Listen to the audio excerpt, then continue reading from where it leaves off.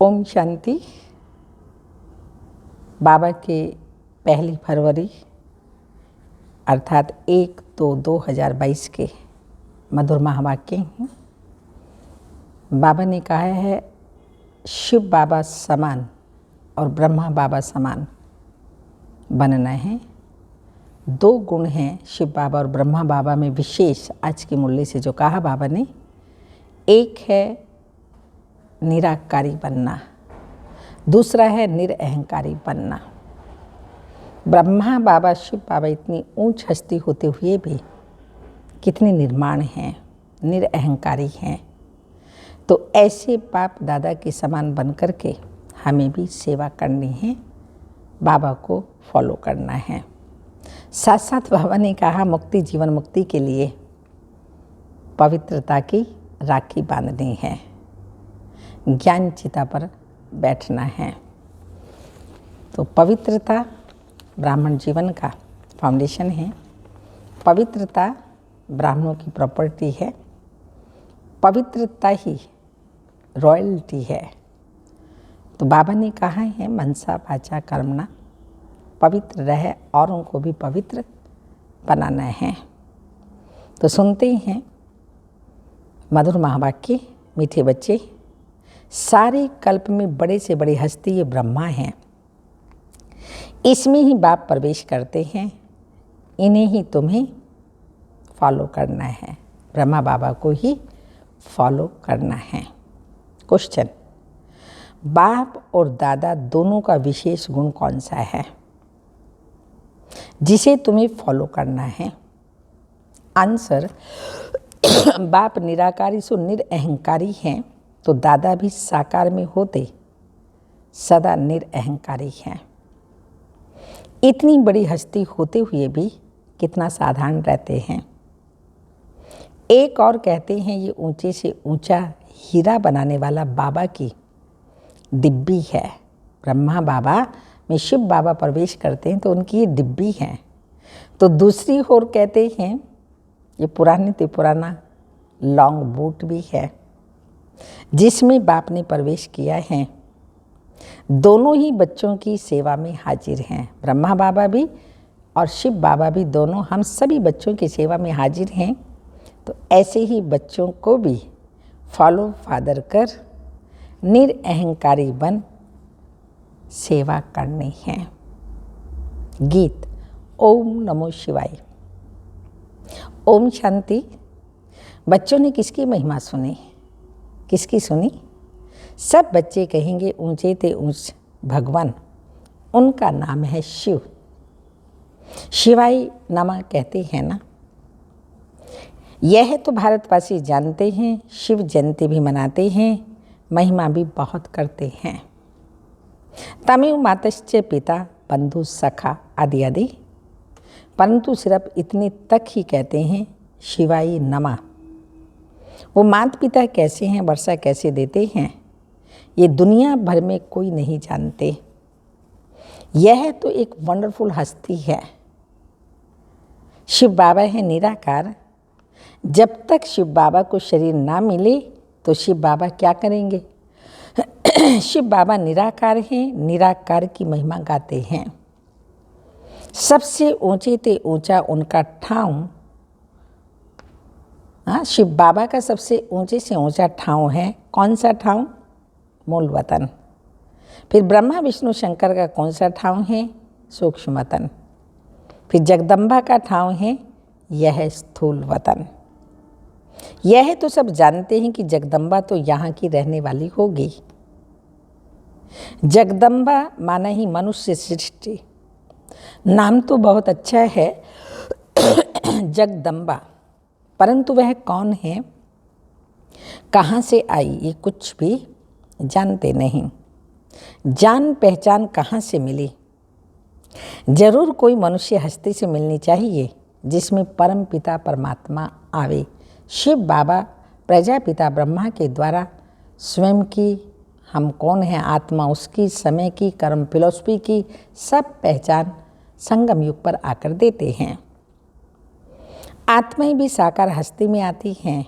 भला आत्मा तो जानवर में भी हैं, परंतु उनका कुछ भी गायन नहीं है। गायन किस हस्ती का होता है? निराकार शिव बाबा का। वह जब तक हस्ती में ना आए तो कुछ कर ना सके। आत्मा को भी जब तक हस्ती शरीर ना मिले तो पार्ट बजा ना सके। सिर्फ हस्ती का गायन नहीं, हस्ती में जब आत्मा आती है तब ही उनका गायन होता है। तो बाप कहते हैं मेरी महिमा तो सब करते हैं, पतित पावन, परंतु मुझे भी मनुष्य तन चाहिए जिनमें मैं प्रवेश करूं, बिगर हस्ती कुछ कर न सके। तो बाप भी आकर हस्ती लेते हैं, माना शरीर लेते हैं। वह गर्भ में नहीं आते। शिव जयंती भी मनाई जाती है, परंतु शिव बाबा किस हस्ती में और कब आया यह नहीं जानते। अच्छा, रात्रि में आया, परंतु किस हस्ती में आया यह भी नहीं जानते।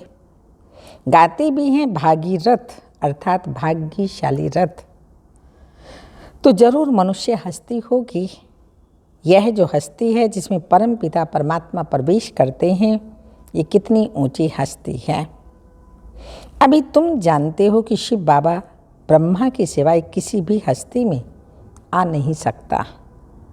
परमात्मा ब्रह्मा द्वारा ही आकर मनुष्य सृष्टि रचते हैं। जब जब भारत दुखी और भ्रष्टाचारी हो जाता है तब परम पिता परमात्मा इस हस्ती में प्रवेश कर तुम्हें सुखी शिष्टाचारी बनाते हैं। इस भागीरथ बिगर शिव बाबा भी कुछ नहीं कर सकते। कोई तो चाहिए ना।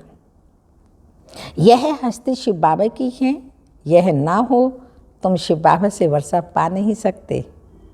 गाया भी जाता है प्रजापिता ब्रह्मा अथवा त्रिमूर्ति ब्रह्मा, देव देव महादेव कहते हैं।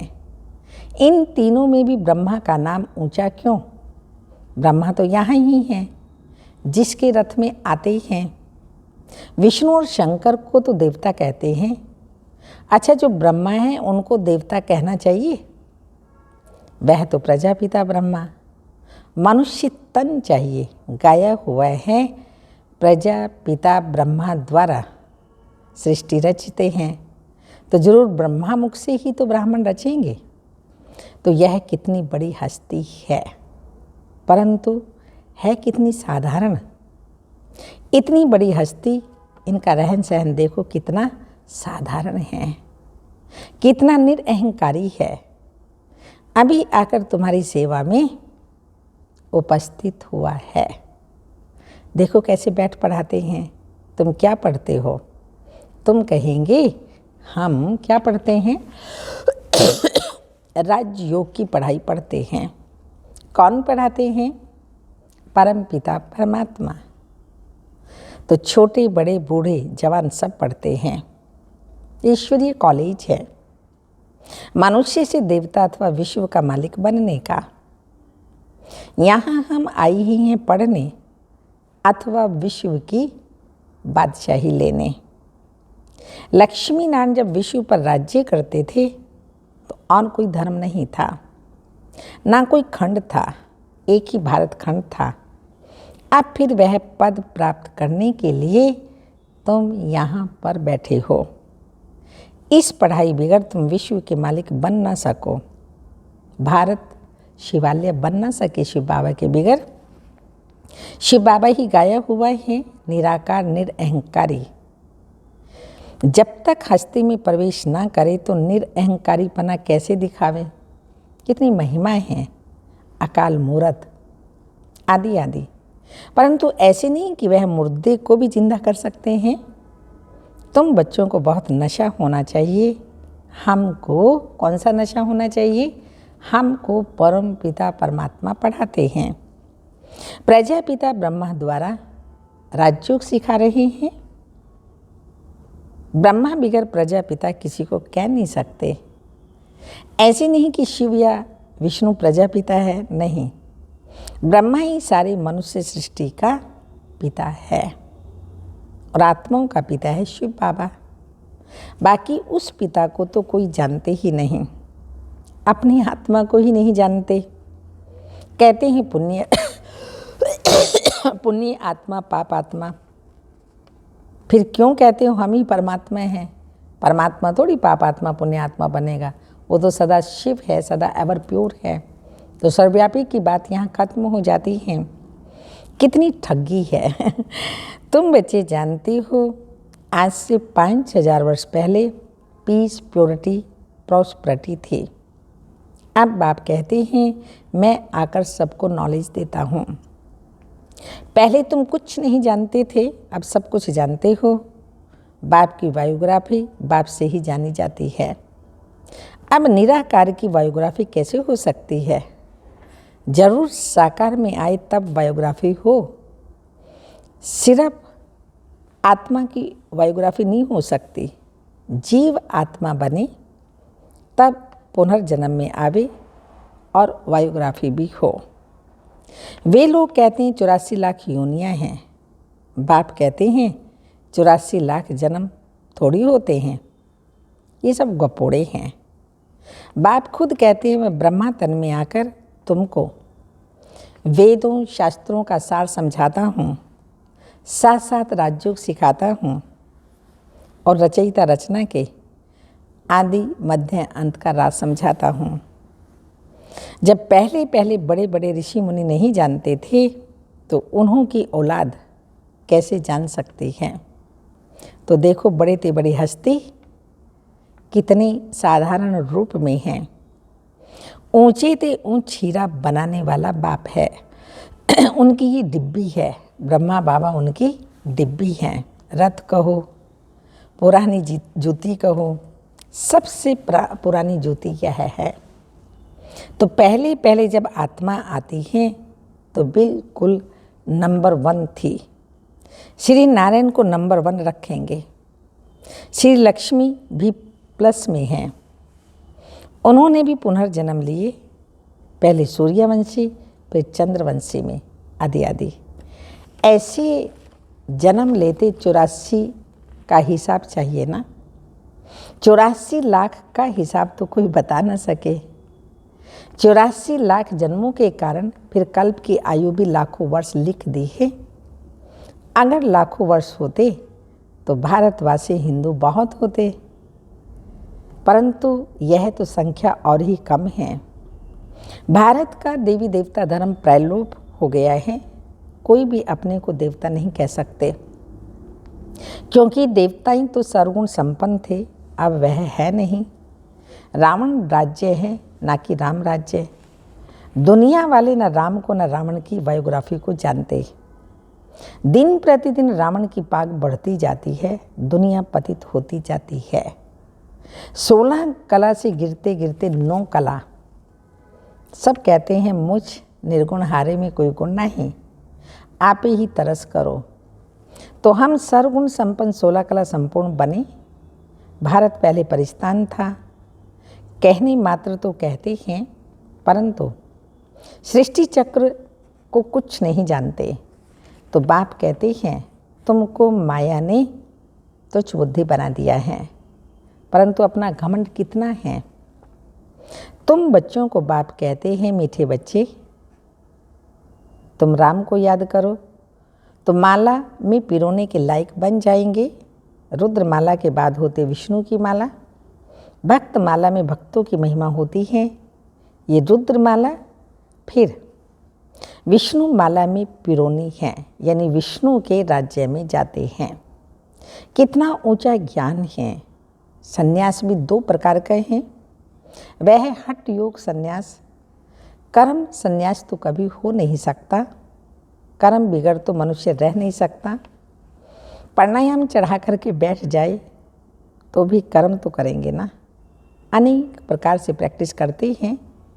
वह कोई राजयोग नहीं, वह है हद का संन्यास, हठ योग संन्यास।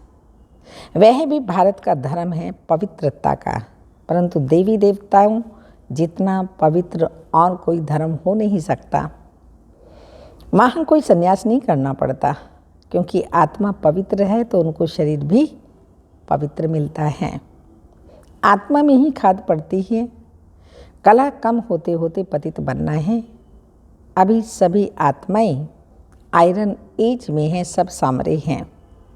आत्मा जब पवित्र थी तो गोरी थी, अभी आत्मा अपवित्र है तो शरीर भी अपवित्र काले हैं। गाया भी जाता है श्याम सुंदर। कृष्ण का भी चित्र काला और गोरा बनाते हैं। अभी तुम सभी श्याम सुंदर हो। पहले भारत गोल्डन एज था, अब आयरन एज है। अब फिर बाबा ज्ञान चिता पर बिठाई गोरा बनाते हैं। अगर मुक्ति और जीवन मुक्ति चाहिए तो विकारों का हथियाला कैंसिल करना है। पवित्रता की राखी बांधो। ये अभी की बात है, जबकि तुम ब्रह्मा के बच्चे हो। ब्राह्मण बनने बगैर कोई भी आ नहीं सकते। तुम हो ब्रह्मा मुख वंशावली। शिव बाबा कहते हैं, मुझ निराकार की महिमा तो गाते हो, परंतु शरीर जब तक ना लें तब तक कर क्या सकते। मैं बहुत जन्मों के अंत के जन्म में आता हूँ, अभी सबका विनाश होना है। ब्रह्मा द्वारा स्थापना किसकी? कलयुग की स्थापना तो होती नहीं, स्थापना होती है सतयुग के संगम पर। तो बाप कहते हैं, मैं आता हूँ संगम युग पर। अभी सबका विनाश होना है। ब्रह्मा द्वारा स्थापना किसकी? कलयुग की स्थापना तो कभी होती ही नहीं, स्थापना होती है सतयुग की संगम पर। तो बाप कहते हैं, मैं आता हूँ संगम पर। तुम ब्राह्मणों के लिए यह संगम है, बाकी सबके लिए कलयुग। इस समय सब घोर अंधियारे में हैं, तो घोर अंधियारे को ही बाप आकर घोर सोझरा करते हैं। तुम बच्चे जानते हो, यह तो विचित्र चीज है। कृष्ण तो छोटा बच्चा है, वह तो कुछ समझा न सके। कृष्ण की आत्मा भी भिन्न नाम रूप में इनसे समझ रही है। अंतिम जन्म है, इसलिए इनको श्याम सुंदर भी कहते हैं। अच्छा, मीठे मीठे सिक्के लदे बच्चों प्रति माता पिता बाप दादा का याद प्यार। Good morning, diamond morning.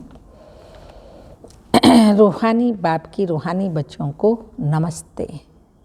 हम रूहानी बच्चों की रूहानी माता पिता बाप दादा को याद प्यार। गुड मॉर्निंग, डायमंड मॉर्निंग, ओम नमस्ते।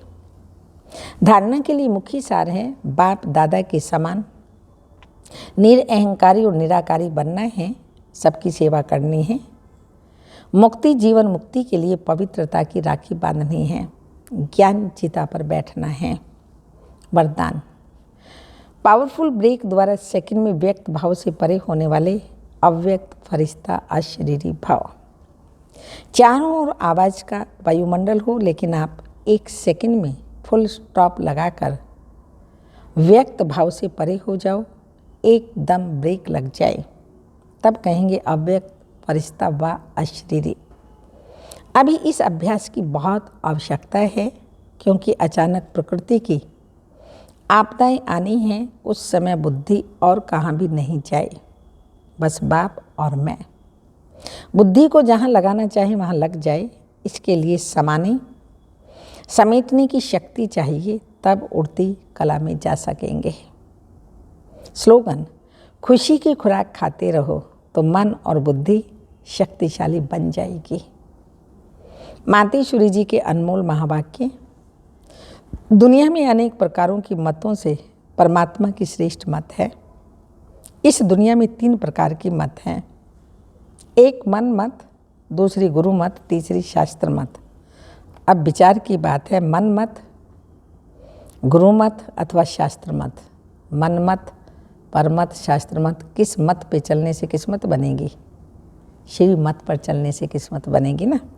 सभी आत्माओं की मत ठहरी, ना देवता मत ठहरी, ना परमात्मा की मत ठहरी। भल कोई देवता की मत मिले, परंतु वो मनुष्य आत्मा की मत हुई। परंतु देवताएं तो सर्वगुण संपन्न 16 कला संपूर्ण हैं, उन्हें गुरु मत शास्त्र मत की जरूरत ही नहीं। उन्हें गुरु की भी जरूरत नहीं थी। गुरु किया जाता है सदगति के लिए। तो जो अधोगति में हैं वो गुरु कर सकते हैं, परंतु सत्युग त्रेता में अधोगति है ही नहीं, तो वहाँ गुरु करने की जरूरत ही नहीं। वास्तव में सच्चा गुरु एक परमात्मा है, जो सर्व आत्माओं को सद्गति देने इस ड्रामा के अंत में आता है। बाकी तो सभी नाम मात्र गुरु हैं, क्योंकि कोई भी मनुष्य आत्मा मुक्ति, जीवन मुक्ति का रास्ता बता नहीं सकते। देवताएं भी मनुष्य से देवता बने हैं, बाकी वे कोई तीसरी आँख खोले वाले या चार भुजाओं वाले नहीं थे। लोग तो समझते हैं देवताएं कोई मनुष्य से भिन्न होंगे। हाँ, भिन्नता यह है कि वो 16 कला संपूर्ण होने के कारण बहुत पवित्र हैं। उनके संस्कार शुद्ध थे, बाकी मनुष्य तो मनुष्य थे। मनुष्य में जब दैवी गुण हैं तो उन्हें देवता कहते हैं। अब यह मत हमको परमात्मा द्वारा मिल रही है। हम मनुष्य मत या गुरु मत पर नहीं हैं, हम चल रहे हैं परमात्मा की मत पर। सभी आत्माओं से परमात्मा की जरूर श्रेष्ठ मत होगी। अच्छा, ओम शांति। आज से हम अमृत बेले की पॉइंट शुरू करते हैं। अमृत बेला पावरफुल बनाने के लिए, क्योंकि अमृत बेला बाप और बच्चे कोई अपॉइंटमेंट होती है, उसमें भक्त आत्माएं और आत्माएं नहीं आती। अमृत बेले हम बाबा से जो वरदान लेना चाहें ले सकते हैं। अमृत बेले वरदानों में कोई ताला चाबी नहीं होती। अमृत बेले जो भी हम मन की बात, अपनी मनोकामना बाबा से पूर्ण करवाना चाहें कर सकते हैं, लेकिन उसके लिए कोई विशेष पॉइंट हमें चाहिए, जो अव्यक्त बाप दादा के ही महावाक्य हैं। विशेष बाबा ने जो अमृत वेले के लिए उच्चारण किए हैं, रोज हम वो एक पॉइंट सुनेंगे। अमृत वेले का महत्व और बाप दादा की शिक्षाएं। विश्व के सामने उदाहरण मूर्त बनने का आधार। सहज योगी अवस्था बनाने की युक्ति क्या है?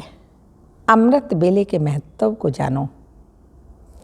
यदि अमृत बेले याद की पावरफुल स्थिति बन जाती है तो वह आपको सारे दिन की दिनचर्या में मदद करेगी। अमृत वेले शक्तिशाली स्थिति बनाने से कठिन से कठिन, अंडरलाइन, कठिन से कठिन कार्य भी सहज लगेगा और सारे दिन के लिए महानता का अनुभव करेंगे। अमृत वेले मिस करना अर्थात संगम युग की विशेष प्राप्तियों को महत्व ना देना। ब्राह्मण कुल की इस मर्यादा को पालन करते चलो तो विश्व के सामने उदाहरण मूर्त बन जाएंगे। कल आप ये प्रैक्टिकल में करके देखना, आपको कितनी बेहद प्राप्ति होती है। ओम शांति।